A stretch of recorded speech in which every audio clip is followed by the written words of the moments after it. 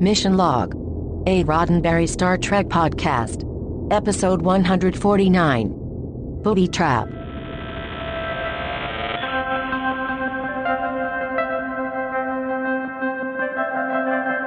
Mission Log, a Roddenberry Star Trek podcast. Episode 149. Initiating. Computer, do you have a personality profile on Ken Ray? I do, but you said you did not like it. I know, but... You said he was an ugly bag of mostly mixed metaphor and song references. Right, but I was thinking that... You said he always interrupted you. He's not the only one who does that. Computer, go ahead and reinstate Ken Ray personality program. Initiating. And I'm Ken Ray. Each week on Mission Log, we take apart an episode of Star Trek for messages, morals, and meanings, trying to figure out whether the whole thing stands the test of time. And in the tradition set out by this week's episode, let me say that this week's episode is called Booby Trap. And I will remind you that this week's episode is called Booby Trap, and it's also called Booby Trap, and I want to say they say it one more time, Booby Trap. Ken, I'm glad to have you back. It sounds like you're to within about 9.37% of your regular personality. Back?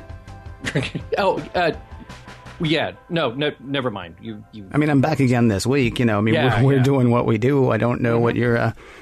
Well, you got that thing you got to do in a minute. John Champion's Trivia, sponsored by John Champion's Trivia, is coming up in just a moment. First, let me do one of the things that I've sort of started doing every week now, letting people know how they can get in touch with us. Mission Log Pod is the address to find us on Facebook, Skype, and Twitter. That handle again, Mission Log Pod. You can call us, 323-522-5641. That number again, 323-522-5641. And if you don't know how to call us, that thing that you play games on and that you Snapchat with and that you sometimes you kick, sometimes you get kicked, apparently. Yeah, you can call us on that thing, believe it or not. Our email address, missionlog@roddenberry.com. Our show website, including discovered documents, is at missionlogpodcast.com. And please do remember, we may use your comments on an upcoming episode of Mission Log. And now, as had been previously stated, John Champion's Trivia, brought to you by John Champion's Trivia. Oh, and Ken, just to remind you, this is trivia for the episode Booby Trap. Oh, is that what this episode's called? Mm-hmm. I didn't know, because they don't... Yeah. Right. Today's episode is directed by Gabriel Beaumont, and this is the first Star Trek episode directed by a woman. It is her first episode of Star Trek in a career that really runs the gamut. MASH, After MASH, Heart to Heart, Vegas, Remington Steele, Hill Street Blues, Miami Vice, Seventh Heaven, and on and on and on. She was born in London, and cult TV fans will want to know that she directed a couple of episodes of The Tomorrow People in the 70s before moving to the U.S. She wrote, directed, and produced the TV tribute Diana, a people's tribute after the death of the Princess of Wales. Ken, I also wanted to mention here that, it's kind of an important moment that Gabrielle Beaumont, this, like I said, is the first Star Trek episode directed by a woman. Not trying, though. Susan Oliver, who appeared as Vina in The Cage, later turned her career into directing. She actually directed MASH, so interesting parallel there. And she had been in contact with the production offices at Star Trek The Next Generation, asking to please be able to direct an episode of Star Trek. And sadly, that moment never came, and she died too young in 1990. Can I back up for a second really quickly? Of course. This is the first episode of Star Trek The Next Generation directed by a woman, or the first episode of Star Trek ever directed by a woman? First episode of Star Trek ever. Yeah. That's okay. Mm-hmm. Well, good for them for getting to it. So, yeah. And we will have more of Gabrielle Beaumont to come. Now, the story this week is by Michael Wagner, who we've mentioned before, and Ron Roman. The teleplay by Ron Roman, Michael Piller, and Richard Danis. So a lot of hands in this one. Piller, in particular, wanted to edit some of the content from the original draft, namely that Picard was going to be the one who fell for a holodeck creation. Now, the violinist in the opening holodeck scene is playing a piece by Brahms, not Dr. Brahms, but Johannes Brahms, the other Brahms. Models of older Enterprises can be seen in the drafting room at Utopia Planitia. And there's a nice little reuse of the bosun whistle from Star Trek II. Bosun's call is used to communicate or assemble the crew when verbal orders may not be heard. Now, there's a shout out here to the Daystrom Institute. Dr. Daystrom was last seen in The Ultimate Computer. The Ultimate Computer! And he was institutionalized. But now, the original female character in Booby Trap was to have been his granddaughter, but Susan Gibney had already been cast, and whoever was doing the casting didn't realize that Dr. Daystrom was African American. Now, about Susan Gibney, who plays Dr. Leah Brahms, she has worked consistently in television for most of her career, shows like Lost, The Mentalist, and a regular role on Crossing Jordan, though she has also done a lot of theater work in New York.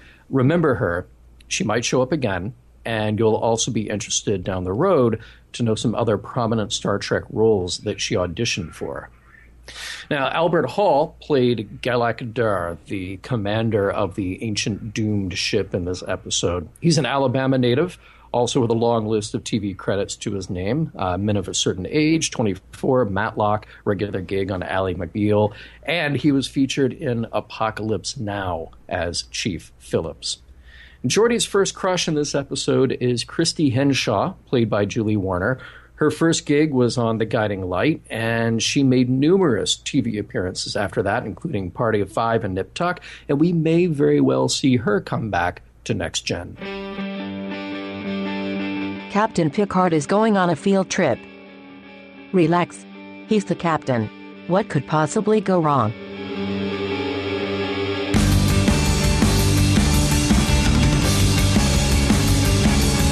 Prologue. We open on the beach. Well, a holodeck beach. But it's completely convincing and probably gets sand in painful places. Geordi LaForge is on a date with Christy Henshaw and has cooked up the perfect romantic recipe. Moonlight, music, and a drink with a bamboo umbrella and everything, just like the one he saw in the magazine. She's just not into him. Not like that, anyway. In 10 Forward, Wesley is playing 3D chess. Look, everybody, 3D chess! With Data. And takes his mind off how badly he's getting destroyed by the android by noticing that they are in a large asteroid field where a final, devastating battle was waged. Speaking of defeated, in walks Geordi, and everybody knows that his date did not go well. Duty calls, though, and Data goes up to the bridge where an ancient distress call has been picked up. The source of the call? A derelict Promelian battleship, at least 1,000 years old. Act 1. Welcome to the Aurelia system, where the Promelians and the Menthars threw down so hard that they wiped each other out of existence. There is one remnant, though, this Promelian ship sitting among the asteroids, hardly touched. Picard is about as excited as Picard ever gets. He's going to beam over and check out this piece of history in person. The captain arrives with Data and Worf, but as they beam away, there is a slight energy drain in the Enterprise. Probably not a big deal. Picard is really getting his history geek on. He finds the dead Promelian captain sitting in his command chair for centuries. His last log entry is found. Not much detail in it, but it is revealed that the noble captain took full responsibility for the doom that befell his crew. Back on the Enterprise, Geordi is trying to figure out what went wrong on his date with Christy and, well, apparently all other dates. He confides in Guinan that he doesn't know how to act on dates, and she confides in him that she likes bald men. Wow, really? Yeah, still not ringing a bell with Geordi. On the bridge, weird fluctuations are fluctuating. Wesley will keep an eye on it. With Picard and the away team back, he's ready to get out of there after regaling the others with how cool it was to be on that ghost ship. Deanna is especially pleased that he's not acting like the humorless authoritarian stick-in-the-mud he normally is. Oh well. When the order is given, nothing happens. Energy keeps draining from the ship every time someone puts their foot on the gas. They're getting nowhere fast. It's very likely the Enterprise is caught in whatever stalled that old ship, which prompts Picard to remind everyone the name of the episode. Act 2. The situation is grim. Energy is quickly being depleted from the Enterprise. Reserves will go and they'll have nothing for shields. Geordi is working on a solution in engineering, the problem being that they can't form a subspace field for the warp drive. Lacking a Hayes manual, Geordi looks to the computer for more help. Who could possibly know more about the Enterprise engines than he? The answer is Dr. Leah Brahms, the woman who built the thing. Looking through data files is one thing, but Geordi has a better idea.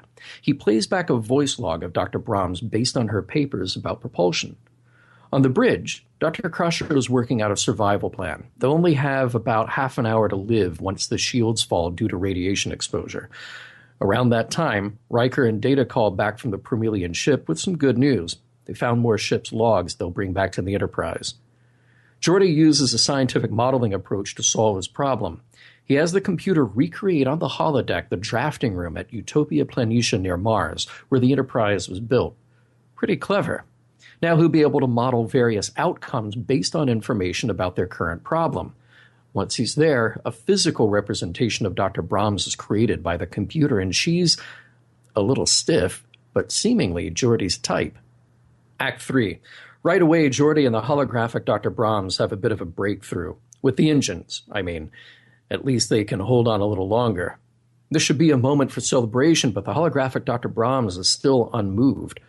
Geordi asks for a little personality. At least it'll make her not so creepy to work with. Then, poof. Dr. Brahms, we'll call her Leah now, is all personality and cheerful intellect. On the bridge, Data is playing back the logs of the Promelian captain, and what he finds is somewhat useful. It is determined that the Minthars litter the area with a unique kind of booby trap, one that absorbs the energy around it and spits it back out as dangerous radiation. The more energy is used against it, the stronger it becomes. Speaking of using energy, in the holodeck, Geordi and Leah are in a very heated discussion. It sounds something like, I think we should tech the tech this way, but you're wrong. You can't tech the tech that way. We'll have to tech the tech, or the tech will kill us, or something like that. They work it out. They can work together. But before it gets too sentimental, Riker calls Geordi to the bridge. Riker's idea is to fire phasers at a few of the radiation assimilators, the booby traps, to knock them out. Data presents the "are you sure we should do that" argument, but Geordi thinks he can keep things going well enough for them to do it. Now, remember that moment not 5 minutes ago when it was revealed how the booby traps work by absorbing energy and then spitting it right back out as radiation? Yeah, that part has not changed since then. The Enterprise fires, radiation is released, and the energy reserves on the Enterprise are lowering again. Time for another consultation with fake Leah Brahms. Too bad, though. Since energy reserves are dropping, the holodeck is one of the first things to go. She goes into the ether. Act 4. Systems all over the ship are cut. Maybe the shields will hold for a couple of hours. Even then, the radiation field is bigger, meaning exposure will start killing people 26 minutes after that. Riker sums it up. If they do nothing, they die. If they do anything, they die. The holodeck thing is pretty important, so Picard turns it back on for Geordi. Leah is back.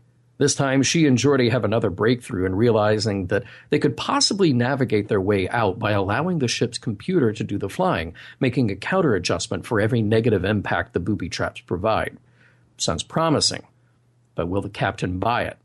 Well, no need to wait for an answer. In walks Picard, and no, Geordi was not just getting a shoulder rub from Dr. Brahms. Picard is a little uneasy with the idea of letting the computer do all the hard work. Riker shares Picard's sentiment, and that's the perfect lead-in for him to be bored by more romanticizing about model ships from his captain. The longer Geordi and Leah work on the problem, running failed simulation after failed simulation, the shields collapse. The deadly radiation is now 26 minutes away from killing the crew. Act 5. Again, remember that part about the more energy expended, the more powerful those radiation-spewing traps become? Okay, good. The rest of them figured that out too. Now Geordi suggests cutting all power possible after a quick burst of energy. He lays it out to Picard, saying that they should forget the numbers, give it a split second, and just go. Life support will be on, of course. Picard himself takes the helm. The lighting is low, the mood is tense. Picard steers while Data provides the color commentary. At one moment, it looks like they're overtaken by the loss of energy, and the Enterprise is pulled toward an asteroid by gravity. Seeing an opportunity, Picard fires the aft starboard thruster to slingshot the Enterprise out of there, much to the relief of everyone else on the bridge. Systems go back online, and Worf blasts a good number of photon torpedoes to wipe out the Promelian ship and a few of those energy-sucking traps.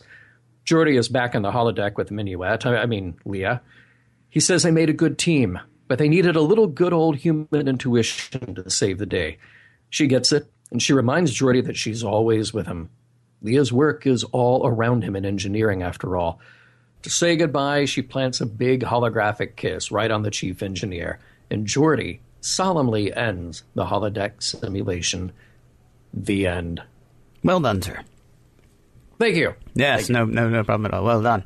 I kind of feel like when I said, you said in trivia, you said Booby Trap, and I said, Booby Trap? Here's why I did that. Mm-hmm. I kept thinking that we should like play a bell or something. Yeah. I kept wanting it to happen on the show as well. Every time somebody said Booby Trap, I wanted just like a little counter to come up to like show us that we did that. So if it sounded weird and non sequitur that I went Booby Trap when you said it that time, it's because in my head I was like, oh, we should play a thing, like a buzzer or a bell or something like that. So it's the phrase that pays. Yeah, maybe so. You know how you get like a weird attachment to props? I mean, sometimes it's a ship, sometimes it's a panel. Like maybe it's that thing with all the like sort of neon lights that was in Star Trek 2 that was also in Airplane 2. I love that thing. Yeah, that thing's pretty cool. Yeah. I love the flashlights on the Enterprise D. Yeah? Yeah, I always have. And here's the thing. I look at them and I know the only reason they look so cool is because of the way they're holding them and because of the fact that it's dark. Because I'm pretty sure it's just a flashlight. But anytime you see those flashlights, I get almost like a Mulder and Scully vibe off them. You know, there's something very like cool and investigative and yet accessible at the same time. It looks sort of futuristic, probably just because it's being held by a spaceman, not because there's anything actually futuristic about it. But it's so weird. Like the phaser and the cage, and these flashlights are like two of my favorite hand props that we get in Star Trek. At least what we've watched so far. I know what to get you for Christmas. 2 mini mag lights, take them together and put them in a box. Give me a flashlight. I'll just play with the box, dude. Really, don't get me anything for Christmas because that's who I am. Yeah. I thought this whole thing harkened back to Data figuring out the Chinese finger trap. Yeah. And I wonder if you thought about bringing that up again. Like, hey, remember that time that I had my fingers caught and I kept pulling them and that didn't snap? Never mind. Yeah, I couldn't remember what episode that was, but I like as we're talking about this thing, so like we expend energy and it sucks energy and that traps us. I'm like, yeah, this sounds familiar. This sounds very familiar. I couldn't remember if it was original series or next gen. I got to say though, really idiotic. It's like, so those things eat energy. Yeah. What if we give it a lot? Yeah. It's not like me. It's not like I'm going to get full and go, no, I couldn't have any more, please. What I'm going to do is go, yes, let me trap you better. Thanks for that. It's like when Thor like shot lightning at Iron Man and suddenly he's up like 400%. Good thinking. Good thinking. Well, and then they fired photon torpedoes, which maybe the photon torpedo will destroy the Promelian ship, but then wouldn't all those booby traps nearby go like, oh man, this is even better than the phaser. We're going to make a huge radiation field. Oh, see, some scientist is going to write to us and talk about the difference between potential energy and kinetic energy or something along those lines, I would think. Yeah, I was actually just sort of surprised. So we can put cones around things that, want to kill us, but we can't put cones around a trap. Just put police tape around it. So because here's the thing: there is still a 1,000-year-old ship there that would be great to get out someday. Heck, you could even bring some other kind of ship that could find a way to destroy, like maybe with tiny little photon torpedoes to destroy the assimilators or whatever they're called. Yep. And leave the ship, because that's 1,000 years of history that Picard was like, it's really cool that I got to see that. Right. Now blow it up so nobody else does. Because here's the other thing. There's still an asteroid field with all of those things eating energy, right? So some ship may still end up there. You know who's going to end up there? No. The Pac-Lads. Oh, well, quite possibly. That's true. Hey, good point, that. Right. Yep. And they'll say, make us go. I'm like, you're on your own. Nope, that place will just be lousy with Pac-Lads. All the other Pac-Lads will keep coming like, hey, can you get us out of here? No. Can you get us out of here? No. And then just... I miss Geordi. Geordi is super eager in this episode. We talked about that early on, even before Geordi had a romantic life. We talked about how he was just so eager, just so earnest. And he should know to tone it down by now. I kind of feel bad for him, but dude. Well, who didn't learn this in high school, though? Even if we don't. I mean, it was always the most ironic thing, right? It's like, wow, I wasn't even trying, and now I like this girl, or that girl likes me. You know, I guess maybe in the 24th century they don't have high school. Right, so maybe not. Geordi never had those problems. Maybe he was a whiz kid like Wes and, you know, skipped the part where he hung out with big hairy monsters who pretended to be wonderful girls. Oh, that's too bad. Nice moment about Picard and Guinan. And wow, was Geordi blind. Well, figuratively. Yeah, figuratively. You assume, though, that he's the only bald man. Yeah, well, he's the most prominent one on the ship. He is, that's true. And yes, you would think it would be fairly obvious, although you and I are, of course, watching this with a bit of hindsight. Yes. We don't know for certain, you know, what you're saying. No, they just Picard seemed very happy to have Guinan on board. They seem to have a rapport. Yes. Up to this point, yeah. All right. Hey, all right. Am I hate nitpicking sometimes. It's not really what our show is about, but am I being super pedantic? Yes. About the I'm sorry, I'll let you finish. Go ahead. About the ship in the bottle metaphor, because I just kept wondering if they were using that metaphor right. How because, so? Well, it seemed like they kept mixing it up. So Picard wants to climb inside the bottle, but he talks about how he used to build model airships, and I kept thinking, were you building those inside bottles? Because you're very excited about the idea of ships in bottles. Now when I was a kid, and maybe sometimes as an adult, I have built models of things, sometimes Star Trek models even, but I'm not building them inside bottles. When I see a bottle, and particularly when I was a kid with a ship in it, I'd be like, oh, wow, that's really cool. Somebody built that in there, and that's kind of the trick. It's sort of the puzzle of how did they do it. But it's not a toy that I want, because ultimately it's a thing in a bottle that you can't play with. Right. So I never thought about ships in bottles as toys. Thought about building models as a cool thing, but they kept seeming to use this just interchangeably. Like, oh, ships in bottles. When I was a kid, I would build models, but you were building them in bottles. Picard, you're a weird dude, and you had a weird childhood. Well, no, but that is actually a thing, right? I mean, not as many people do it today as did back in the day, I suppose. But, I mean, that you can do that. Right. What I'm just saying is that as a kid, right? As a kid, you probably maybe weren't building ships in bottles, and especially if you were a kid, you probably weren't playing with ships in bottles, because let's face it, at that point, you're just playing with a bottle. You know? Sorry, I jokingly said earlier that you might be being a tiny bit pedantic. Yeah. I mean, it shows a certain level of... I mean, because that's the thing, right? So let's say you grew up an avid model builder. Yeah. But you never tackled the ship in a bottle thing. Yeah. But Picard did. I mean, that's like a level up. I mean, you see what I'm saying? I mean, we're showing that he has a bit of imagination, because he talks about, oh man, I used to do that all the time, and I probably had one of these because I love those things and they were fantastic. So we're showing that he had a childhood. We're showing that he had a bit of an imagination, but you know, he was always a little bit. He was always like level 2 or higher. I picture the sadness of visiting a 12-year-old Picard, and you walk in his room and it's just bottles everywhere, and it's like, don't you ever, kid, you? I mean, do you touch them? Do you get up? No, just bottles as far as the eye can see. Yeah, well, it's a question of hobbies versus toys, I suppose. I guess so. I mean, what I liked about it was just a great sort of fleshing out Picard kind of thing. He has been, especially through the first 2 seasons, sort of this great heroic painting. Or this great heroic statue, kind of. But he's turning into a guy with bits of personality showing through. The ships in the bottle thing, even if it sort of, confuses you a bit, or, troubles you a bit. Not confuses you, but yeah. It troubles me greatly. And then the frustration that nobody else has done, except for Chief O'Brien. Season 2, he would have come off in this as superior. Like, read your history, Ensign, or read your history, number 1, or something along those lines. Now he's like, you guys, come on, didn't anybody do this? Well, thank you, Mr. O'Brien, at the very least. I mean, we're seeing a bit of camaraderie grow. Sort of the same kind of thing when he comes back from the other ship and he's all excited.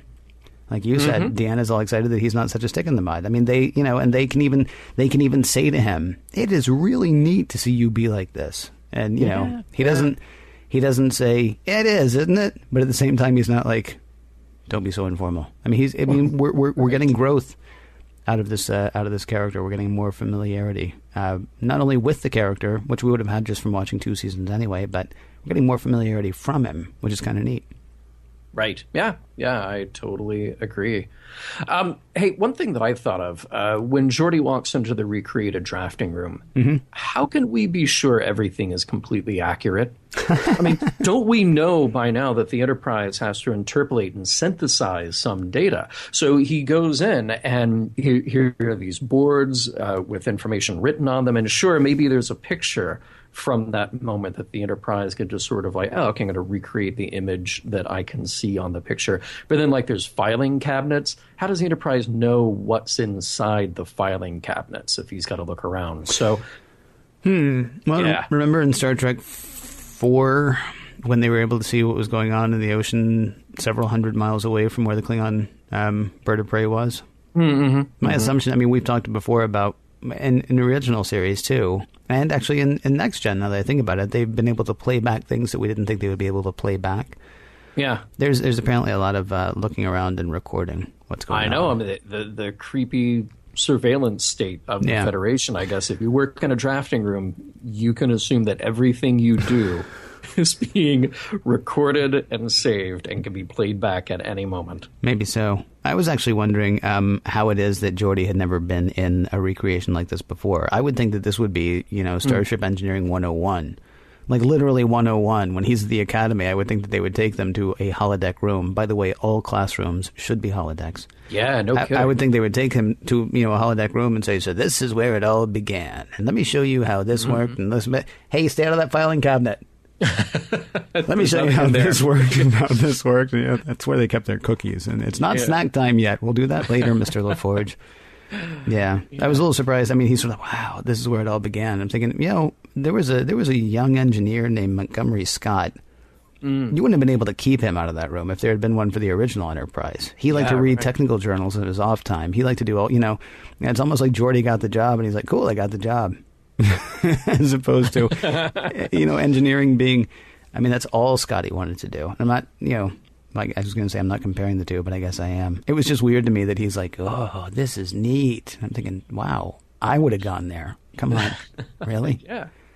I mean, it seems like an incredible educational tool. You would think so. Yeah. Used for that. Although we saw that when Wesley went for his first test to get into Starfleet, they still have doors that have handles, and they're not quite as advanced, right? And they hired like casts, and they destroyed a whole room to make it look like that was kind of weird and surprising. There was one other design thing, by the way, because we were talking about them being in the drafting studio for the original Enterprise, right. or for the 1701D. Yeah. In the beginning, when they're trying to figure out what's going on, Geordi has to go to 3 different stations to see all the readings that he needs to see. This, by the way, is nitpicking. But he's I'm going to walk over here and read this. I'm going to walk over here and read this. I'm going to walk over there and read that. I'm pretty sure I've got an app on my phone that would tell me everything that's going on in the Enterprise. And so that he has to walk 3 different places is sort of like it was a surprising design flaw. I would think as soon as Leah Brahms, materialized, he's like, by the way, did you guys ever think of maybe just like one screen that told me everything? No? Really? Or maybe putting those 3 screens near each other? No? Okay. Or multitasking. He could switch apps. Or he could have somebody else at the other station. Hey, what's that say? Hey, what does that say? Okay, this isn't looking good. Right. We learned that the holodeck has a kind of parental control on it. Mm-hmm. Sort of like a kid on a computer or a phone where an adult, in this case Picard, can say, no, it's going to go off automatically, but okay, if you really need it, we can turn it back on. There is that. There's also the fact that he wants information. We're just talking about the pervasive surveillance state that is the Federation or Starfleet. I mean, they do have this information, but you can't necessarily have access to it. Yeah. He was like, hey, can you tell me something about this? And the computer's like, no, you're not cleared for it. Sorry. Too bad, dude. I wish I could. We get another example of Picard being like, that's your job. I think it was last week when young Jeremy Astor was, going to be a broken shell of a 12-year-old. Mm-hmm. And Picard was like, yeah, it's going to suck, Troy, you putting that back together. But you're good at that kind of thing. And I don't care. I mean, I care, but I'm not going to, I'm not going to get involved if that's what you're looking for. So this week he's like, so we need to beam everybody over to this other ship. Is there going to be a problem? Worf, are we going to be in danger? And Worf's like, no, we're not going to be in danger. And Geordi says, yeah, but, we're trying to save power. And that's actually going to deplete our power. And Picard's like, yeah, it's your job. He actually says that's your job, isn't it? Well, that's your job, Mr. LaForge. Now, if you'll excuse me, I'm going to go run the coffee maker and the hair dryer and the air conditioner and the television all at the same time, and turn the light on your way out, and and keep us humming, Mr. LaForge. Right. It was sort of like, that's your job, dude, not mine. And it struck me as odd. It is a little odd, yeah. One interesting thing that Picard, we learned another new thing about him. He's a crack pilot. He's like Han Solo. And I just wondered if he's showing off because this is the first we've ever heard of it. And he's like telling the pilot, well, okay, it's the kid, sure. Get out of the seat. I'm going to do this on my own. And everybody's looking at him like, have you ever actually done this before? Because it's a very big ship. No, it's a bit like when you relieve the transporter chief. I mean, there's a good chance they're going to die.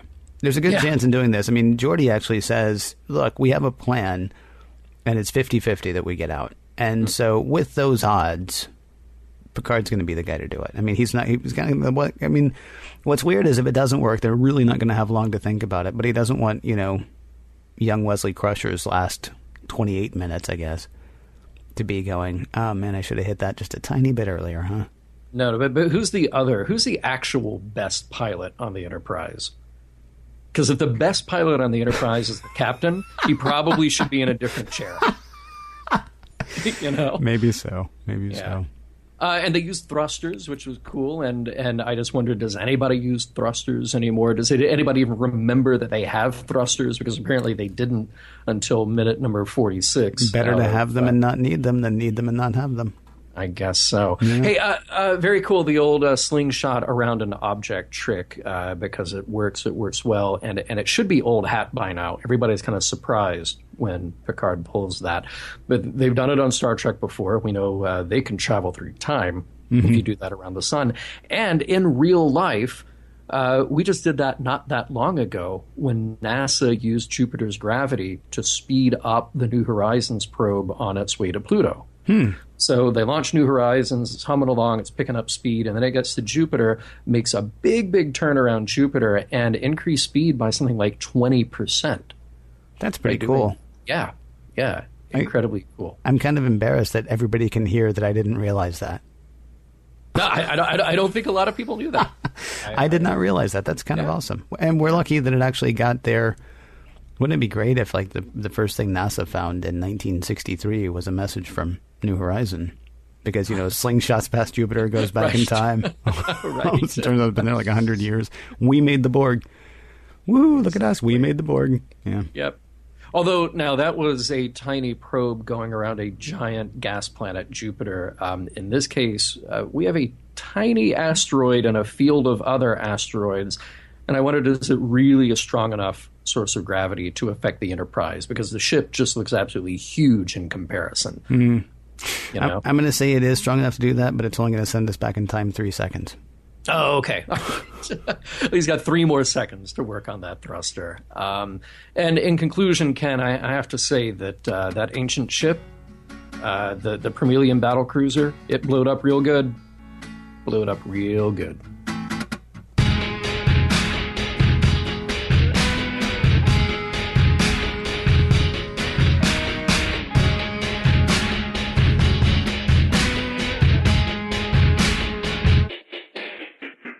Coming up next, serious praise for computers.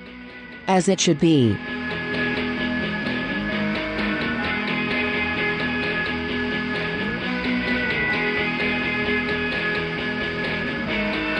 Ken, from time to time, we talk about our love of technology and computers and phones and all that stuff. And actually, we got a very funny comment on Facebook, somebody saying that they expected us to give more equal time to Android. But no, that's probably won't happen ever. I won't say won't happen ever, but yeah, it seems unlikely for both of us because we would actually have to be Android users, and that seems very unlikely for both of us. It does. I know a couple of people. Most of the people I know who are Android users are on Star Trek. No, most of the people that I know who are Android users just have it because it's a cheap phone. I know one person who has made a very decided, conscious. Oh, this is going to start email. Maybe I shouldn't do it. I personally, in my life, know one person who has made a very conscious decision to go Android. Okay. And this person in particular is like, I don't like Apple because they close everything off and blah, blah, blah. Yeah. And I say she just hasn't seen the light yet, but Yeah, well, we'll that's see. all right. Anyway. But I said that. I said that because what I kept thinking in this episode was that this is an interesting treatise on the idea of user design and user interface. Because, all right, the enterprise computer is doing all the work here. It's synthesizing data from its own records, and it's creating the facsimile of Dr. Leah Brahms. So at one point, Geordi is talking to the enterprise computer. And a few seconds later, Geordi is talking to a voice recreation. He's still talking to the enterprise computer, but it's a voice recreation of Dr. Brahms. So the answers are being created, but created in her voice. And then finally, he's talking to a physical representation of Dr. Brahms, and then a fun physical representation of Dr. Brahms. And that's where they really get all the work done. So Geordi could have used Google. He could have just read the tech manuals. Like you said, Scotty would just be in a room reading tech manuals. He could have just asked the computer to answer his questions, and we would have heard Majel's voice instead of Dr. Brahms' voice. But the human interface seemingly is what he needed. And I wonder, was the enterprise computer actually better at solving the problem once it assumed the guise of Dr. Brahms? Better because it was getting better and more creative feedback from Geordi that it would not have gotten otherwise. But, and here's the other exciting thing, this is the version of the interface that can be charming, compassionate, and give a back rub. So Apple, if you're looking for the killer app, the killer feature of the next iOS or Mac OS, that's it. If I got a computer or a phone that can give me a back rub while I'm doing important work, sold. I wondered if we're getting a little closer to that with, not the back rub, but, we're getting closer to this idea with Siri and the other kind of voice-activated and personality-based systems about being able to ask questions in plain English. I mean, Apple has its version, Microsoft has its version, Google has its version. And it's kind of neat because every iteration of that, it gets a little better, and the intent is for you to be able to have a conversation rather than having to fight for the information. So that's what we're seeing here. I thought it was really, really cool. Like maybe that's the ultimate expression of that. Kind of like that movie Her with Joaquin Phoenix. Which I haven't seen yet. Yeah, you should check it out. I know I need to, and I really want to, but I haven't. Yeah. But, Geordi is seriously grooving on the enterprise computer. And maybe this is the perfect woman for him. If Riker can have Minuet, then why can't Geordi have the holographic Dr. Brahms? He's saying sweet nothings to Leah at the end, but she reminds him that she's with him all the time. All the time. And I thought that, yeah, she's saying that metaphorically because it's the personality of Dr. Brahms saying that metaphorically about the engines being her kind of heart and soul. But it's also the enterprise computer. And the enterprise computer is with him all the time. Yeah, here's probably recording everything he does. Here's the thing. You're saying that Geordi's grooving on the enterprise computer, but he's not. He's grooving on Leah Brahms. My question is the enterprise computer grooving on Geordi? Ooh. We're sort of coming back to this weird thing of like, where is this personality coming from exactly? Because, okay, so Geordi says he accidentally calls it up the physical manifestation of Leah Brahms, right? Can you show me? Right. And she touches his shoulder. And then, of course, she stops touching his shoulder because that's a great reveal for the camera. But, I mean, she's actually not going to touch his shoulder. I mean, the most she might have done is say, turn around and look at me and I can show you. Because at that point, she has no personality.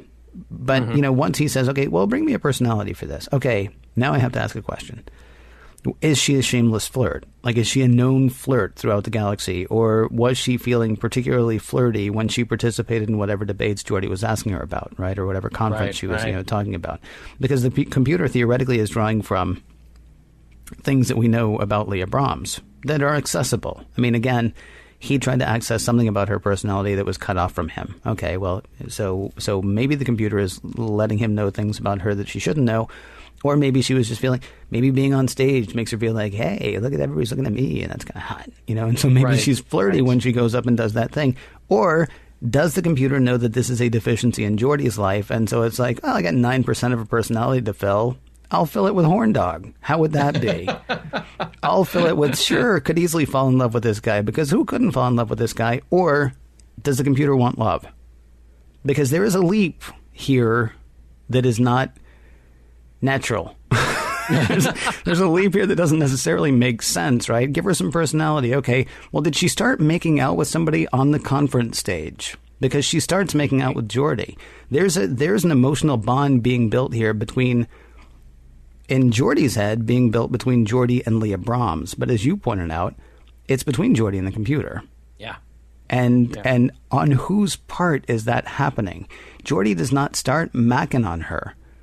She flirts. She smiles. She says, what does he say? I know the ship inside and out. Well, if you know the ship inside and out, you know me inside and out, because there's a lot of me in this ship.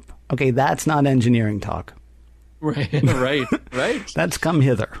Right. The computer is telling Geordi to come hither. Either that, or Leah Brahms is some, crazy flirt. Which, I applaud her for that if that's what she is. No, that's totally awesome if that's what she is. I like that. Right. But I'm not sure where we're actually getting this from. Well, yeah, I mean, but I think that's the fun thing about it, is that I do think this is a two-way street, and that the computer is creating this, and maybe it's a remnant of that Minuet programming. Minuet was flirtatious and aggressive and all of these things that Riker wanted. Maybe there's a bit of that programming still there. Maybe there's that missing 9% of the personality is pulled out from that programming that was so successful. Except we were under the impression that programming was actually being sort of played like jazz by the binars. Mm-hmm. Minuet doesn't exist once the binars are gone. He can never recreate her. He can never get her back. Yeah, well, I don't know. I would think that you could unerase on the drive that's got her data. Well, you would think you could, but if you could, don't you think Riker would have done that? Maybe he has. Maybe those are the weeks in between the weeks that we're not seeing on the show here. First Officer's Log Supplemental. Still can't make my girlfriend the way I want to. Keep trying, though. Right. But I think Geordi... Yeah, I mean, Geordi is falling for Dr. Brahms, but what Geordi is falling for is this not quite creation of Dr. Brahms, and he's sort of falling for this excitement of that technological debate back and forth with his own computer. I mean, surely that would have to mess with his head, that he turns it off, but he goes back in engineering, and he's still having the conversation with the computer, but in a different voice. It's very weird. I mean, maybe because it plays into the kinds of things that we like to talk about. I mean, Minuet has come up for us more times, certainly, than she's come up on the show, because we keep sort of coming across this thing. I mean, I couldn't help thinking of Moriarty as well. Moriarty wants off the holodeck. Okay, What is Moriarty? Well, back up. What is Moriarty? Moriarty was a creation by the computer, and the computer saying, look, I mean, this is fun and everything, but I actually want to walk around. I want to do what I want to do. And let me also tell you, Kirk is a jerk. I mean, right. We've had this sort of like, there was a weird thing. So the computer has an idea. The computer in the form of Leah Brahms has an idea. And the computer actually acknowledges that the computer is Leah Brahms and Leah Brahms is the computer at that point, right? Mm-hmm. Geordi's like, we could never do this. It'd take too many. It'd take like 1,000 calculations per second to figure out how to do this. And Leah's like, I could do it. And Geordi says, no, you couldn't. Nobody could do that. No human being could do that. And she says, I'm not human. And that seems to be the first time that Geordi really gets, oh, yeah, that's right. I am talking to the Enterprise computer at this point. Yeah. The Enterprise computer, but they're like, no, we couldn't possibly turn it over to the computer because, carbon chauvinism.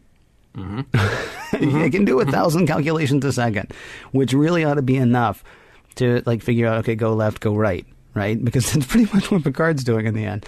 But it lacks a human something is what they all say. Picard says people have a will to live that the computer wouldn't have. Well, build that in as a variable.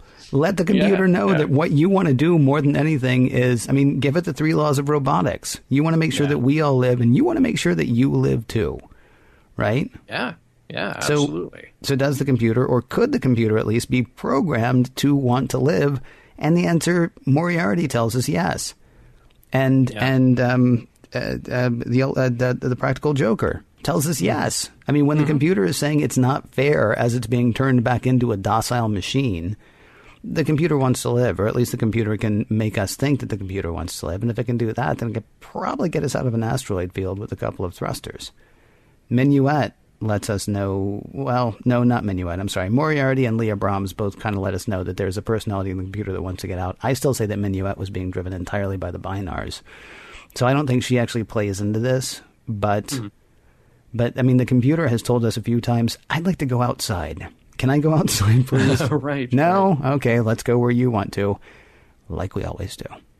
It just felt a little out of place. Like, everybody's so freaked out about the idea of turning control over to the computer. And the computer runs the ship anyway. We've already established that. You get 1,000 people on board, and at any given time, only about 10% of what's happening on the ship has actually happened because of human interaction. You know, this should really be no big deal. Well, the problem is, I mean, you and I are thinking, maybe the problem is you and I are thinking too in universe. I mean, it's very much a Star Trek message. It is very much a Star Trek message to say, yeah, you can't turn it all over to the technology. I mean, Geordi actually says at some point, yeah, technology's great. It makes our lives better. It gave me my vision. But sometimes you just got to turn it all off. And to that, I say, heretic. Well, it's kind of funny. In that Riker and Picard scene, Riker has a line about, I'm just going to paraphrase. It's like, yeah, I like computers that can take orders, but I don't know if I can receive orders from a computer. Like, dude, you are in a computer all the time. You are walking around in a computer. Computer, close your ears. Right. I don't think she's listening now. What were you going to say? Hey, and we learned one other thing here about Geordi. Geordi likes brunettes with complicated hairstyles. I always wondered why, with the exception of Crusher and Tasha Yar, although I think I know the practical answer for this, that there's a lot of very complicated, almost Victorian hairstyles in the 24th century. That I figure that for Gates and for Denise Crosby and, you know, some of the regulars, okay, we don't want to do this complicated thing every single day when they come up into makeup and wardrobe. But, you know, when we see Leah Brahms, yes, of course, she is very beautiful, and Susan Gibney is a very beautiful woman playing that character. But there is a certain style choice going on with her. It's the very complicated, like I said, very Victorian-looking updo, and she is covered from neck to toe, just very, very stiff, and I just thought it was an interesting choice because it's a specific choice. It's not just the updo that's actually Victorian. I mean, she's got the high collar. She's got. I mean, until you get, I would say, probably to. I don't know, about her mid-torso or maybe even to her waist. I mean, you've got kind of a play on the whole Victorian thing going on up top. Yeah. I wondered if that was like a projection on the part of Geordi in a way, honestly, or if we're supposed to be learning something about Geordi's personality here. You know, that he doesn't know how to be around girls. He doesn't know how to act around girls. He has sort of I wouldn't go so far as to say a Victorian mentality around it. But I mean, if he's supposed to be like this, I don't. You're right. It was an interesting choice. I don't know. You kind of want to say, oh, it must have to do with this, but it may have to do with nothing. It may have to do with, you know, whoever the costume designer was sort of like saw something on PBS that week. Yeah, I was watching an old episode of Upstairs, Downstairs, and it occurred to me. Right. I mean, it may not have any sort of psychological anything to it. It was kind of weird though that the object of his affection is like 98% buttoned up. Yeah. With the trap escaped and blown up for a good measure, time to see what messages, morals, and meanings we can find in the debris.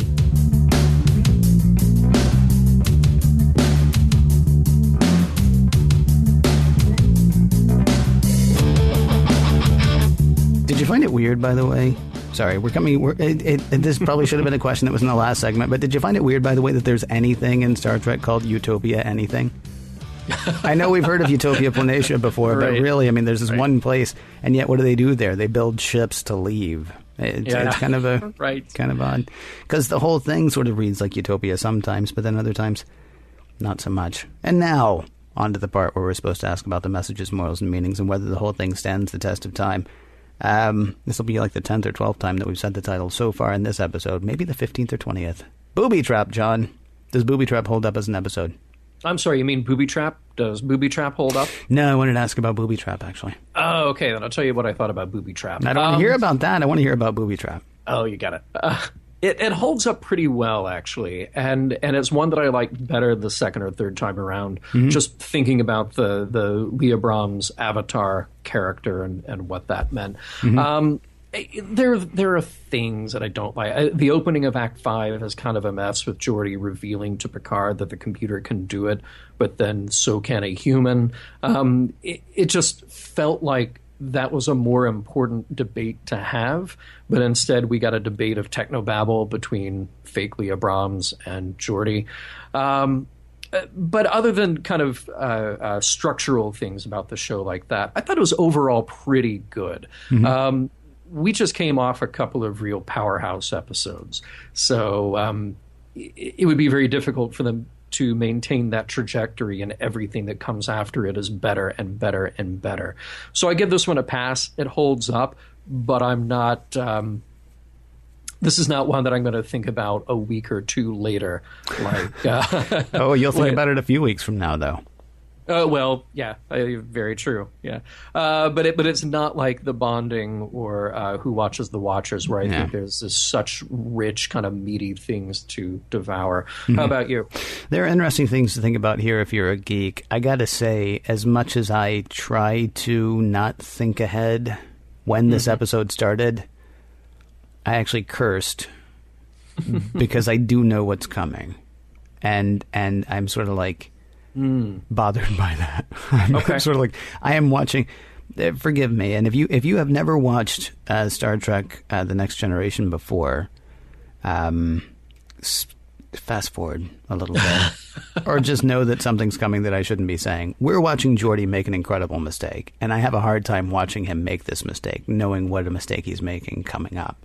And so when it started, I was just like, no, don't. It's like watching a videotape of somebody, do something horribly embarrassing over and over and over again. Right. If I could remove myself from it, I mean, this has all kinds of stuff that you and I love. I mean, machine intelligence and definition of roles for like how we deal with technology. It is kind of weird that ultimately the answer is, but you got to go human. Yeah. It led to an interesting discussion here in my household about my wife, it turns out, does not trust autonomous cars at all. She absolutely hates the idea. And what's funny to me is 10 years from now, somebody might be listening to this going, really? Does she walk everywhere? Because all we have now is autonomous cars. Right. It's just there's something about her that, wants a human's hand on the wheel. And then I think about things, where, every accident that I've been in, every car accident I've been in involved a human hand on the wheel. Yeah, so I'm almost willing to let something else take it over at this point. And yet it is very much a Star Trek message. You can't rely on technology. Ultimately, it's about you and not the ultimate computer. The ultimate computer. So, sorry, I sort of seeped in from one to the other there. It holds up pretty well. It especially holds up pretty well if you don't know about the mistake that Geordi's making. Right. I just have such embarrassment for his character, and but I can't talk about the questions that it really drove me to because we haven't gotten there yet. So I almost feel like I should excuse myself from this part. But the message, turn off the technology, rely as much on human as you do on technology. I mean, that's certainly one of the messages there. I think. Are there others that I'm? Oh, and don't try so hard. I don't mean like at your job. Yeah, give your job 110%, but don't try so hard to be a people pleaser because, just be you, and the people who like you will like you, and the people who don't won't. But if you're working so hard to make everybody like you, then you end up in sort of a Geordi situation. Yeah, Geordi's got a real problem with that, and it makes you wonder about his life as a young man, as a boy, and how he got to that. Yeah. But, he's certainly capable in everything that he does. He's just not very good at interpersonal relationships, which is weird because... forgive me. It's something that's not good at it, though. Guinan says to him, look, you're not trying, and this is awesome. Yeah. And Geordi, the line actually is really good. Geordi's like, well, you're different. And she says, no, you're different. And that's true. You know, I mean, once he does the whole, I gotta be this to get that, as opposed to, I gotta be me. Go ahead, I'm sorry. Right. Yeah. No, very true. In terms of messages, I mean, I kept wondering if we're back to a very TOS message that computers will never be as good as humans and maybe they should be feared. And it seems oddly out of place here, especially when we've learned so much more about the Enterprise computer, when we realize that they rely on it so much more than ever was revealed before in Star Trek.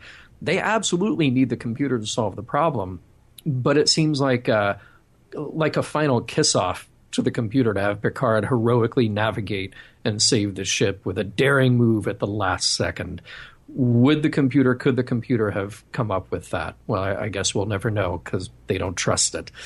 I agree that's kind of an odd message to grapple with. But then the other one is for Geordi. Yeah, don't try so hard. Do those messages hold up? Well, I think the first message is one that we will kind of debate over and over again, because we'll see times that that's correct and maybe times that it isn't. When that carbon chauvinism creeps into Star Trek, as it does from time to time. Don't you think, though, that, I mean, it sort of depends on how you're applying it? I mean, there are certain things that we do know that are completely computer aided that we would not try to do without computers at this point. Yeah. At the same time, if we're supposed to look at this whole thing in the way of like how we live our lives, okay, well, you may then talk about autonomous cars, but you may also talk about just the, pervasiveness of technology in all of our lives. Can you have a conversation without going to your smartphone and looking something up on Google? Can you read a book that's not on a tablet? I mean, it may not be about sometimes only a human can save your life. The message may actually be, look, turn the TV off every now and then, okay? Because, 91 is where we are now?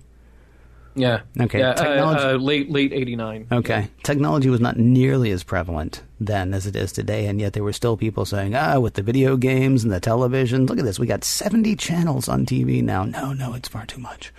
I mean, this could very easily have been a message not about making sure that our lives don't depend on technology, but just that we don't. I mean, that our brains don't. That we can walk through our day without something that, plugs into the wall and buzzes. Yeah. Well, and by the way, let me just self-correct there. It's late 1990, not 89. Okay. I said that. Yeah, I would agree with that. It's interesting. I just read an article not that long ago about how commercial air travel is the safest that it has ever been in the history of aviation. Ever. And a big part of that is fly-by-wire and computerized systems. That things are so automated that improves safety tremendously. And I had just read that before watching this episode for the first time. And at the end of it, I kept thinking, no, let the computer do it. The computer is probably better at it than anybody else here, because that's what the trend shows. Yeah. And yet the other day, my wife was watching Astronaut Wives. The Astronaut Wives Club, which I didn't even know was a thing. But it's a show that's on TV. And the time that Gordon Cooper circled the Earth 34 times. All of the automation died, and he had to figure out a way to angle back to Earth manually. Well, he had to do the math, and he had to figure it out, and he did it. Yeah. People did it, so, He had the right stuff, and so does Picard, apparently. Well, you're going to do is it a Boyz II Men song? It's a NSYNC song? It's a New Kids on the Block song? No. Yeah, I know it's the right stuff. I know. I'm kidding. That's a great way to wrap up, isn't it? Yeah. All right. Except, of course, to say that Mission Log is produced by Roddenberry Entertainment. You want to do that part, or do you want me to do that part? Oh, I'll do that part. Okay, you do that part. Mission Log is produced by Roddenberry Entertainment. Executive producer Rod Roddenberry. Oh, he's good. He is good. He's got the right stuff. You can find out more at roddenberry.com. You get to type in the address, and then the computer will do the rest once you get there. And you can find more exciting Star Trek podcasts at Trek FM. That's trek.fm. And for the latest in Star Trek news and discussion, be sure to visit trekmovie.com. Next week, Booby Trap. Wait, I'm sorry. Wait. This week was Booby Trap, John? Yes, yeah. This week was Booby Trap. Okay. Booby Trap was this time. Yep. Okay, so next week, The Enemy.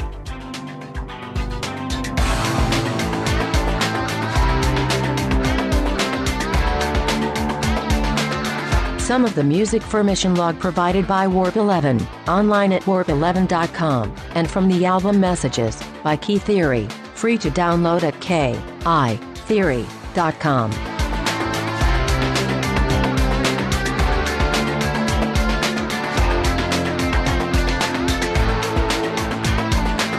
Ken was mistaken about next week's show. Next week. Greetings from Star Trek Las Vegas, 2015. And transmission.